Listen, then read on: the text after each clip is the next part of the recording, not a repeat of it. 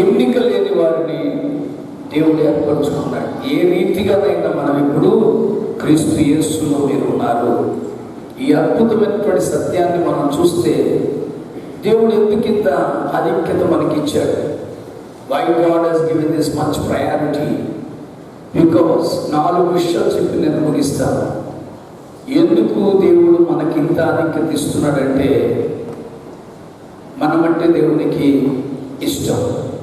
Mark సువార్త 3వ అధ్యాయం 13వ వచనంలో ఆయన కొండ ఎక్కి తనకు ఇష్టమైన వారిని పిలువగా, ఈరోజు ఎవరికి వాళ్ళు చెప్పుకోవచ్చు, నేనంటే ఆయనకు ఇష్టం. మీరు ఎలా ఉన్నా సరే, ఏం చేసినా సరే ఇష్టపడే దేవుడు ఉన్నాడండి. మనుషులు మనం ఏం చేసినా సంతోషించరు, మనుషులు మనం ఏం చేసినా ఆనందించరు, మనుషులు మనం ఏం చేసినా ఇష్టపడకపోవచ్చు. కానీ నువ్వు నమ్ముకున్న, నేను నమ్ముకున్న ప్రభువు నిశ్చయముగా ఇష్టపడతాడు. ఇందక్కడ మన మధ్యలో ఉన్నటువంటి బాబు ఆశీష్ సంథింగ్ ఏదో పేరు చెప్పారు, ఆశీష్ బాబు సాక్షి చెబుతున్నప్పుడు చాలామంది ఇక్కడ నవ్వడం మొదలు పెట్టారు వాడిని చూసి. ఎందుకంటే చిన్నపిల్లలుగా వాళ్ళు ఏం చేసినా సంతోషించేవాళ్ళు. మనమందరము కూడా దేవునికి ఆశీస్సులాగా చిన్నపిల్లలమే. మనం ఏం చేసినా ఆయన సంతోషిస్తాడు. మనుషులు ఎప్పటికీ మనం ఇంప్రెస్ చేయలేము, మనుషులు ఎప్పటికీ మనం సంతోష పెట్టలేము. ఒక ఆయన గుర్రం మీద వాళ్ళ మనవడిని కూర్చోబెట్టుకొని తాత గుర్రం పట్టుకొని నడుస్తున్నాడు. ఈ లోపల అందరూ చూసి ఆ గుర్రాన్ని చూసి అతని మీద జోకులేయడం మొదలు పెట్టారు.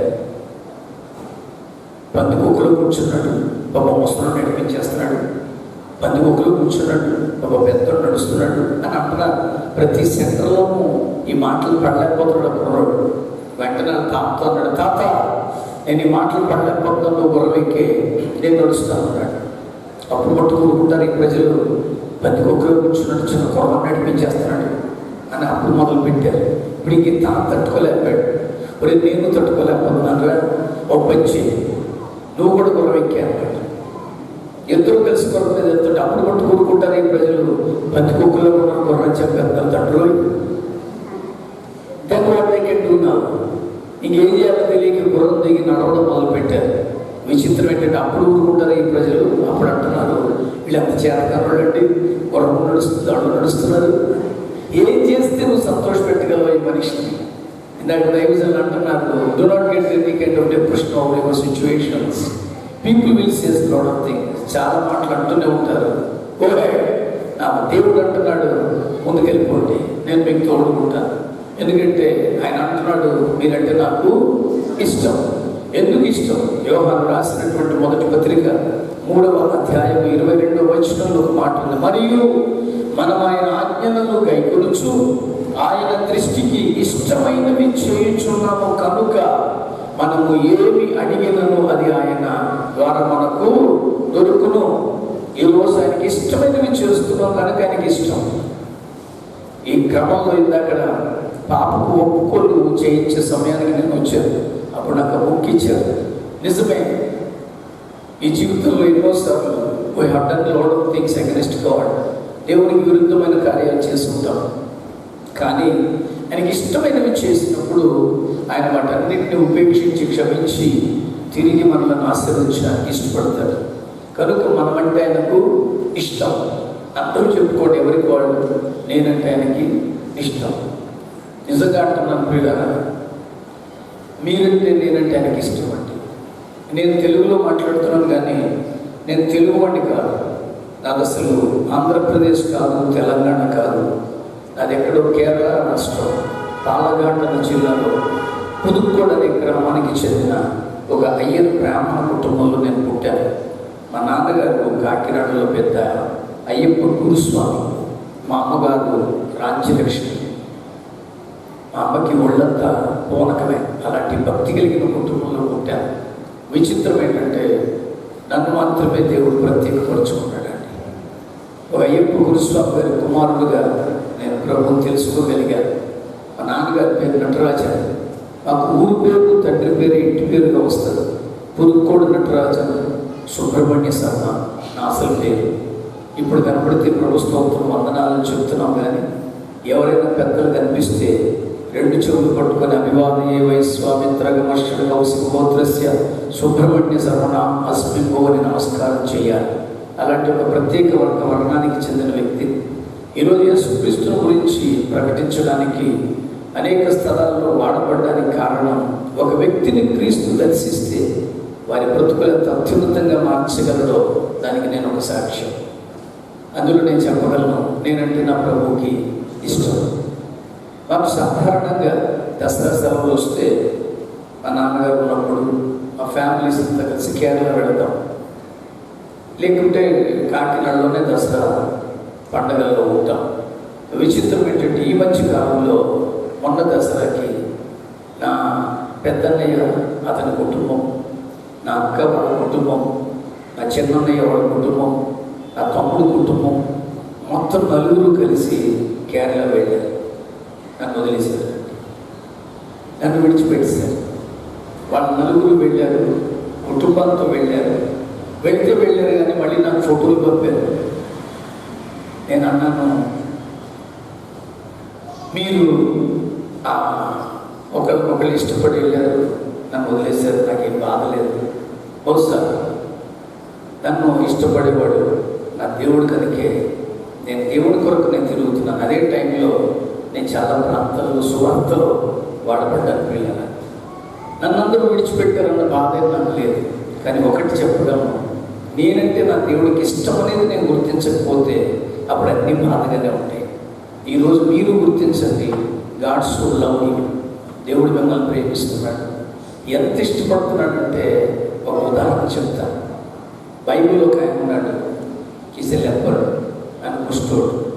ఆ కుష్టి వ్యాధిగ్రస్తులు ఆ రోజుల్లో పర్వతాలకి ఎక్కడో క్రింద ఉండాలి, ఈ రొట్టెలు తీసుకొచ్చి వేసేవారు.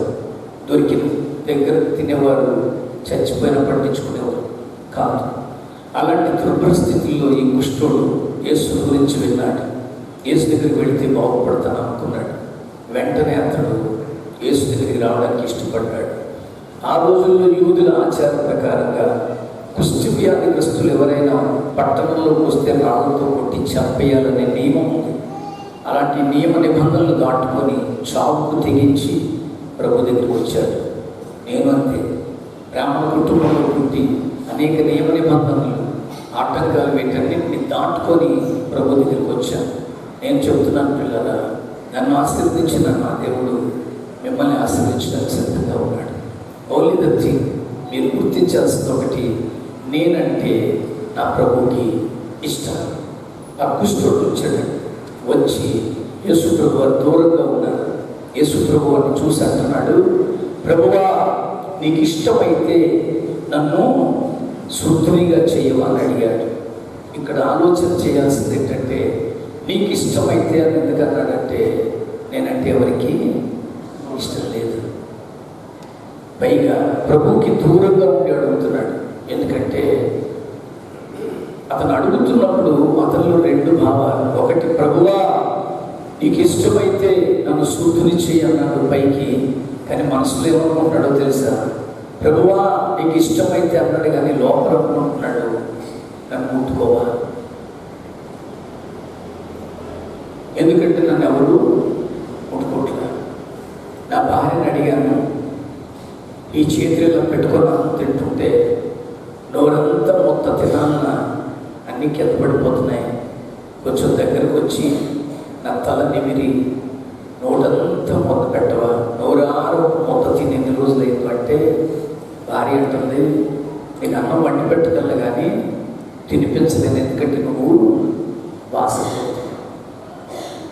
కన్న పిల్లలు వచ్చి తొంగి చూసి వెళ్ళిపోతున్నారు.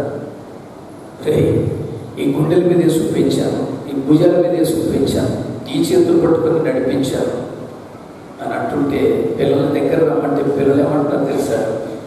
డాడీ వర్ గెట్టింగ్ స్మెల్. ఫ్రెండ్స్ వచ్చారు, మరి ఎక్కడికి వెళ్తున్నారంటే సెంటర్కి వెళ్తున్నాను. మరి ఎన్నోసార్లు మీతో సెంటర్కి వచ్చాను, టీ తాగాను, టీ ఇచ్చాను, నన్ను తీసుకెళ్ళను. మరి టీ కావాలంటే తెచ్చిపెట్టుకోను, కానీ నువ్వు తీసుకెళ్ళావు, ఎందుకంటే నువ్వు వాసన. అందుకే యేసు దగ్గరికి వచ్చి అడుగుతున్నాడు, ఎవరో తెలుసా? ప్రభువా నీకు ఇష్టమైతే అని అంటాడు, కానీ మనసులో అనుకుంటున్నాడు నన్ను ముట్టుకోవాలి. స్వస్థపరుస్తాడని తెలుసు, కానీ స్వస్థత ఎలా కావాలంట? ముట్టుకోవాలంట. నా ప్రభు ఒకటి చెబుతున్నాను, ఆయన హృదయాలు చూసే దేవుడండి. ఈ పై వేషాన్ని లక్ష్య పెట్టడే. He never bother about your physical appearance, he always looks at your heart. విచిత్రం ఏంటంటే అందుకు ఏం చేశాడో తెలుసా? నాకు ఇష్టమే నువ్వు శుద్ధులు కమ్ము అని అనేలేదు. అక్కడ మంచి మాట రాయబడి ఉంటుంది. అందుకు యేసు చేయి చాపి, ఏసై ఎలా చేతి చేస్తాడో తెలుసా అండి?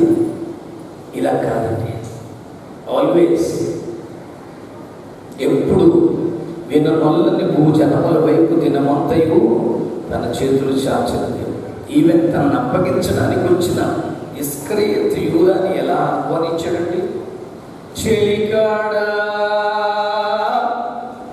పిలుస్తాడు, కమాన్ నన్ను అప్పగిస్తాను నా పెద్ద ముద్దు పెట్టుకొని రా. అలాంటి మంచి చేతులు కలిగిన యేసయ్య కుష్ఠుడిని చూసి చేచాడు. కుష్ఠుడు ఆనందం అంతా ఏంటో తెలుసా అండి? వ్యాధిపోతున్నది ఆనందం కాదండి. నా కోసం చేతులు చాపినాడు అక్కడ ఉన్నాడు. చెప్పండి కూడా స్తోత్రం చెప్పండి. మీకోసం మిమ్మల్ని ఇష్టపడి చేతులు చాపినాడు అక్కడ ఉన్నాడు. ఒకసారి ఊహించుకోండి ఆ సీన్, మీరు తలుచుకోండి.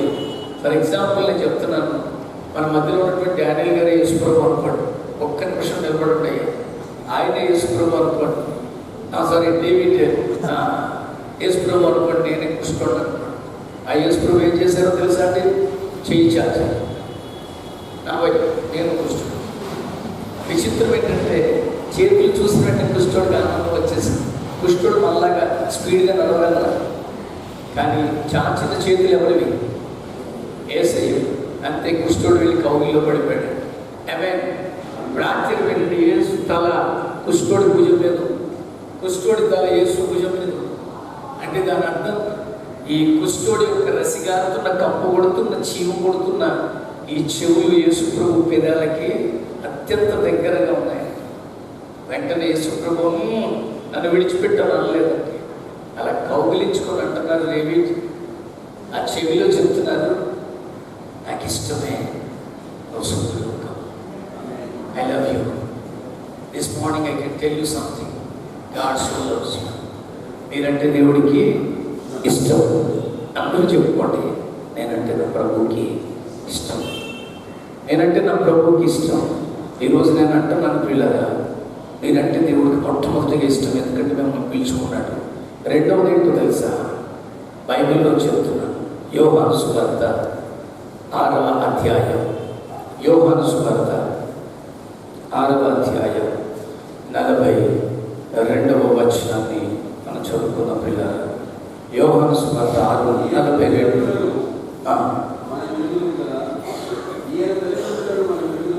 కొంచెం ముందుకు వెళితే 43వ వచనం నుంచి, అందుకు యేసు మీలో మీరు సనుగుకోకండి, నన్ను పంపిన తండ్రి వారిని ఆకర్షిస్తేనే కానీ ఎవరు నా యొద్దకు రాలేడు.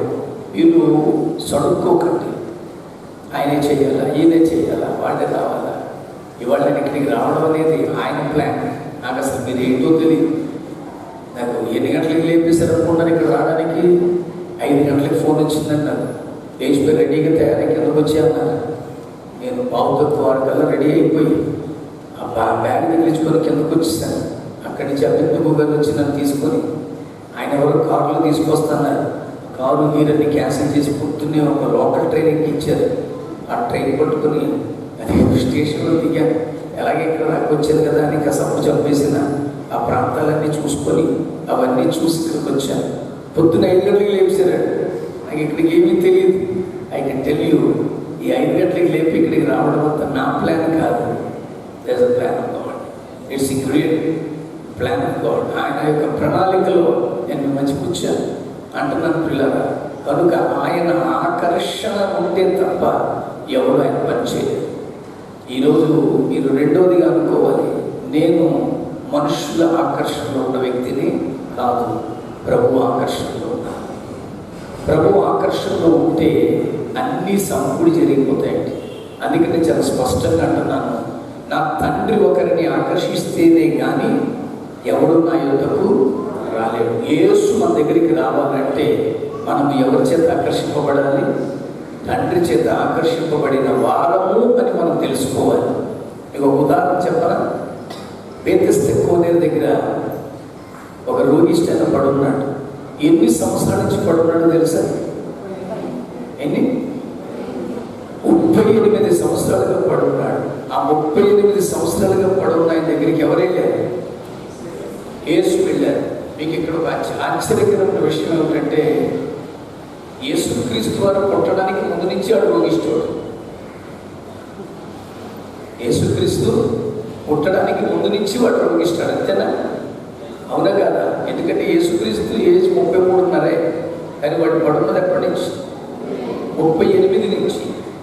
అయితే అక్కడ ఒక మాట ఉంటుంది, వాడు ఆ స్థితిలో పడి ఉన్నాడని తండ్రికి తెలుసు కనుక యేసును పంపాడు. దేవునికి స్తోత్రం కలుగునుగాక. ఈరోజు మీ స్థితి తండ్రికి తెలుసు కనుకనే యేసు దగ్గరికి మీరు రాగలిగారు, యేసు మీ దగ్గరికి రాగలిగారు. ఒకటి, తండ్రి ఆకర్షణలో మీరున్నారు. తండ్రి ఆకర్షణలో మీరున్నారు కనుకే లుస్త్రా అనే ప్రాంతంలో బలహీన పాదములు కలిగిన ఒక బాలుడు ఉన్నాడంట. విచిత్రం ఏంటంటే, పౌలు మాట్లాడుతుండగా పరిశుద్ధాత్ముడు అంటున్నాడు, అతని వైపు తేరి చూడు, అతని హృదయంలో స్వస్థత పొందుటకు విశ్వాసం ఉన్నదని గ్రహించి లేచి నిలబడమన్నాడు. విచిత్రం ఏంటంటే, అతను పడి ఉన్న స్థితి పౌలు చూడాలి, కానీ ఎవరు చూస్తున్నారు? తండ్రి చూస్తున్నాడు కనుక పౌలు అక్కడ పంపాడు. ఈరోజు నేను అంటున్నాను, ఆ తండ్రి మిమ్మల్ని గమనిస్తున్నాడు. ఆ తండ్రి ఆకర్షణలో మీరు ఉన్నారని మీరు గుర్తించగలిగితే ఆ తండ్రి మీకున్న ప్రతి సమస్యకి పరిష్కారాన్ని ఎవరో ఒకరి ద్వారా పంపించి తీరుతాడు. దేవునికి స్తోత్రం కలుగునుగా. సో మొట్టమొదటిగా మీరంటే దేవునికి ఇష్టం. రెండవదిగా మీరు ఎవరి ఆకర్షణతో ఉన్నారు? తండ్రి ఆకర్షణ. ఈ మధ్య నాకు ఎవరో ఒక ఫొటోస్ పంపించారు. ఈ గన్నీ బ్యాగ్స్ ఉంటాయి కదా, మన సైడ్ గోని సంచులు అంటాం.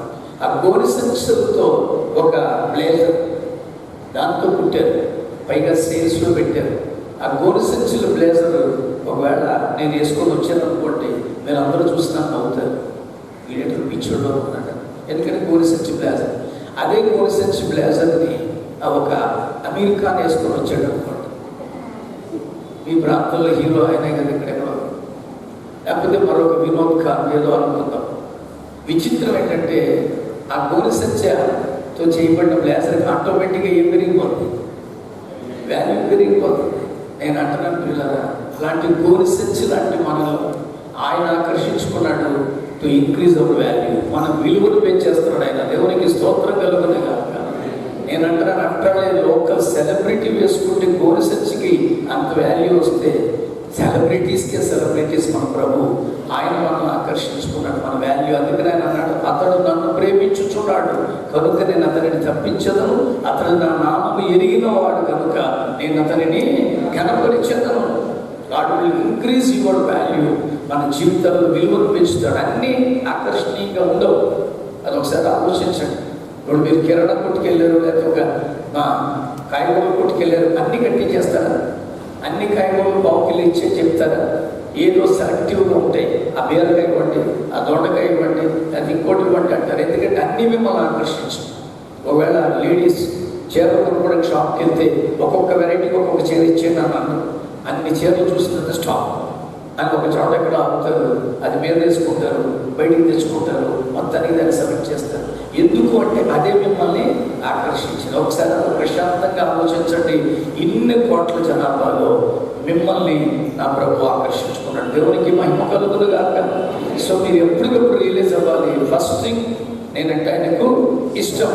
2, నేను ఆయన చేత ఆకర్షింపబడ్డాను. 3వది, గలతీయులకు రాసినటువంటి పత్రికలో 4వ అధ్యాయంలో 8వ వచనాన్ని మనం జ్ఞాపకం చేసుకున్నాం. వీళ్ళ గలతీయులకు రాసిన పత్రిక 4:8, ఆ కాలమందైతే మీరు దేవుని ఎరగని వారై నిజమునకు దేవుడు కాని వారికి దాసులై ఉండేది, కానీ ఇప్పుడు మీరు దేవుని ఎరిగిన వారు, మరి విశేషముగా దేవుని చేత ఎరగబడిన వారు. అందరూ చెప్పుకోండి, మీరెవరైనాకి తెలుసు. మీరెవరో ఆయనకి తెలుసు. మీ పరిస్థితి ఏంటో ఆయనకి తెలుసు. మీకున్నటువంటి అవసరతలు ఏంటో ఆయనకి తెలుసు. మీ ఆర్థిక అవసరతలు ఏంటో, మీ అనారోగ్యం ఏంటో, మీ మనోవాంఛలు ఏంటో, మీ సంకల్పాలు ఏంటో, ఇవన్నీ తెలిసిన దేవుణ్ణి మనం కలిగి ఉన్నాం. You must realise God knows my needs. నా ప్రతి అవసరత ఆయనకి తెలుసు. మీకు అలా తెలుసా? ఆయనకి నువ్వు తెలుసని మీకు తెలుసుకోవడమే ముఖ్యం. అందుకనే మూడవది అంటున్నాను, ఒక్కప్పుడు మీకు ఏమీ తెలియదు, కానీ ఇప్పుడు ఆయనను ఎరిగిన వారు మరి విశేషముగా ఆయన చేత ఎరగబడిన వారు. ఈరోజు మనమేంటో, మన పరిస్థితులు ఏంటో, మన అవసరతలు ఏంటో, మన అక్కర్లేంటో, మనకున్నటువంటి బాధ ఏంటో, దుఃఖం ఏంటో ఎరిగిన వాడు మన ప్రభు. అందుకని అంటున్నాను పిల్లరా, నీకు 3 చెప్పాను. 1, మీరంటే ఆయనకి ఇష్టం. 2, మీరు ఆయన చేత ఆకర్షింపబడిన వారు. 3, మిమ్మల్ని మీ పరిస్థితిని ఎరిగిన వారు. నేను అంటున్నాను పిల్లరా, 4వదిగా కొరింథీయులకు రాసినటువంటి మొదటి పత్రిక 6వ అధ్యాయం 19-20 వచనాలలో, మీ దేహము దేవుని వలన మీకు అనుగ్రహింపబడి మీలో ఉన్న పరిశుద్ధాత్మకు ఆలయమే ఉన్నదని మీరు ఎరుగరా? మీరు మీ సొత్తు కాదు. You are not your own. ఇది బైబిల్ చెప్పిందండి. ఇంగ్లీష్లో ఆ మాట ఉంటుంది, you are not your own. మీరు మీ సొత్తు కాదు. మీరు ఎవరి సొత్తు? ఆయన సొత్తు. ఇప్పుడు ఆయన సొత్తు మీ చేతిలో పెట్టాడు. మీ ఇష్టం వచ్చినట్టు ఖర్చు పెట్టేస్తారా? మీ ఇష్టం వచ్చినట్టు ఖర్చు పెట్టేస్తారా? 1,00,000 రూపాయలు మీ పాస్టర్ గారు నా చేతిలో పెట్టారు. అది నా డబ్బులు కాదు. నేను ఇష్టం వచ్చినట్టు ఖర్చు పెట్టచ్చాను. అది నా సొత్తు కాదు, అది ఆయనది. ఈరోజు నేను అంటున్నాను, ఈ దేహాలు ఆయన సొత్తు. విలువ పెట్టి కొనబడిన వారు కనుక మీ దేహంతో దేవుని మహిమపరచు. ఈ బాడీ, ఈ సోల్, ఇవన్నీ ఆయనవి. ఆయనవి మన ఇష్టానుసారంగా ఖర్చు పెట్టకూడదు. ఆయన వచ్చి అడిగినప్పుడు లెక్క అప్పచెప్పాల్సిన పని మనదే. నీ ఇష్టం వచ్చినట్లుగా ఈ దేహం ఆయన సొత్తుని మర్చిపోయి అనవసరమైన వాటికి ఖర్చు పెట్టేస్తున్నాం. అందుకని అంటున్నాను, నిజంగా ఆయన కొరకు నువ్వు ఖర్చు పెట్టు, అది సంతోషం. ఆయన కొరకు నువ్వు ఖర్చు పెట్టు. తిరుగు. నేను తిరుగుతూనే ఉంటానంట. రేపు ఇక్కడ మాకు కొడుకు పెళ్ళి ప్లేస్ ఏదో తెలియదు కానీ అక్కడికి వెళ్తాను. ఎల్లుండి నేను ఇక్కడి నుంచి ఫ్లైట్ తీసుకుని మస్కట్ వెళ్తాను. మళ్ళీ 1వ తారీఖు వరకు నేను అక్కడే ఉంటాను. నేను తిరుగుతున్నానంట.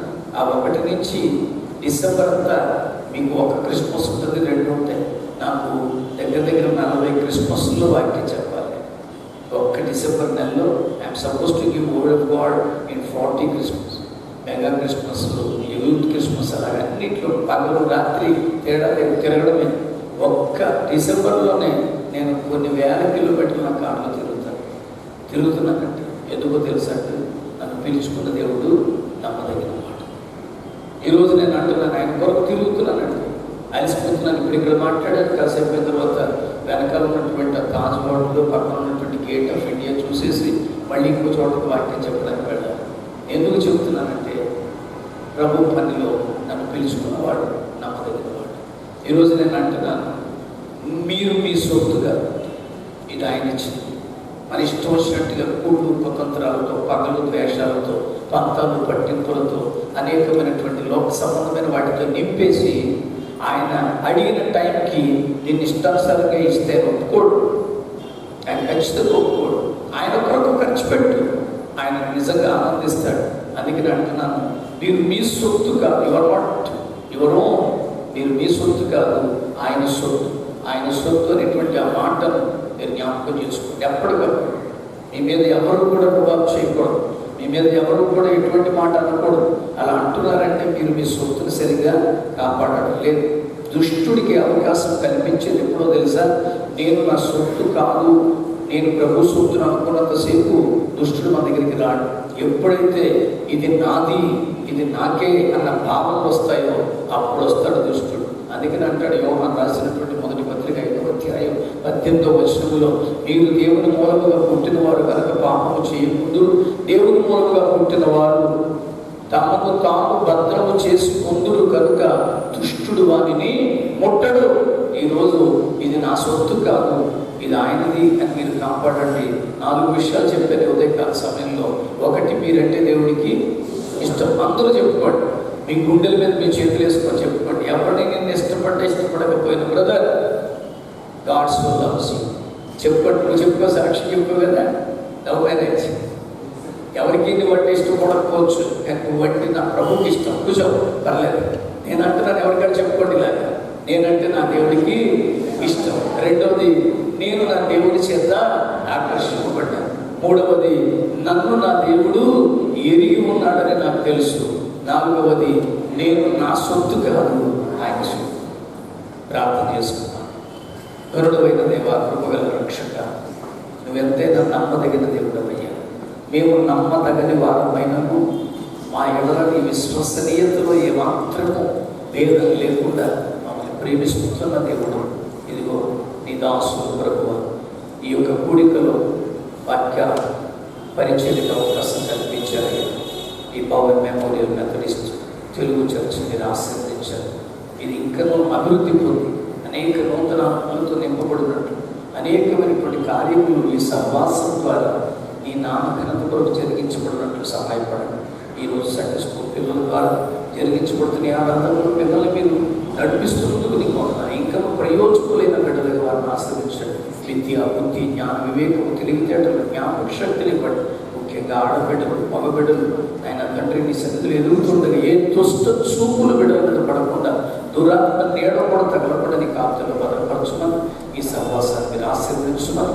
నిజమే నాయన ప్రభువా, మేము విన్న ఈ 4 మాటలు మా నిరంతరము పనిచేస్తూ నమ్మకమైన నీ బిడ్డలుగా ముందుకు సాగే ధన్యత ప్రసాదించుకొని నీ ప్రియకుమారుడు లోకరక్షకుడైన యేసుక్రీస్తు వారి శ్రేష్ఠ నామంలో ప్రార్థించి పొందుకొచ్చున్న పరమ తండ్రి. Amen. Thank you very much. God bless you all.